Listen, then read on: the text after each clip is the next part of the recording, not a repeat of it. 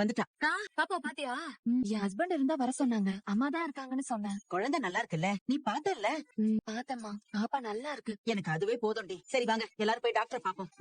இந்தா கடவுளே, காவேரியோட குழந்தைக்கு எந்த பிரச்சனையும் இருக்க கூடாது. குழந்தை ஆரோக்கியமா இருக்குன்னு டாக்டர் சொல்லணும். மிஸ்ஸஸ் கங்கா உள்ள வாங்க.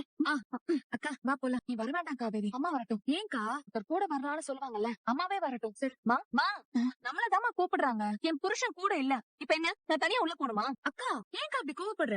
அம்மா ஏதோ ஞாபகத்துல இருந்துச்சு. என்னாச்சுடி? காவேரி கூப்பிட்டாங்களா? ஓஹோ, காவேரினா தான் வருவியா? எனக்கு தான் நீ வரமாட்டியா? ஐயோ அக்கா, பேரை கூப்பிட்டதே அம்மா கவனிக்கல. நீ ஏன் இப்படி எல்லாம் கற்பனை பண்ற? டாக்டர் கங்காக்காவை கூப்பிட்டுருக்காங்க. நீ கூட போயிட்டு வா.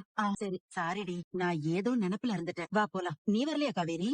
பாருமா, ஒருத்தர் தான் வரணும். நீ உள்ள வரியா இல்லையா? நீ போமா. முன்னாடிக்கு இப்ப பரவாயில்ல டாக்டர். குட். இன்னும் கொஞ்ச நாள்ல மார்னிங் சிக்னஸ் ஸ்டாப் ஆயிடும். ஸ்லீப்பிங் பொசிஷன் நான் சொன்ன மாதிரி தானே படுக்கிறீங்க? ஆமா டாக்டர், நேரா படுக்கறது இல்ல, சைடா தான் இப்ப படுக்கிறேன். குட். டேப்லெட்ஸ் எல்லாம் ஒழுங்கா எடுத்துக்கிறீங்க தானே?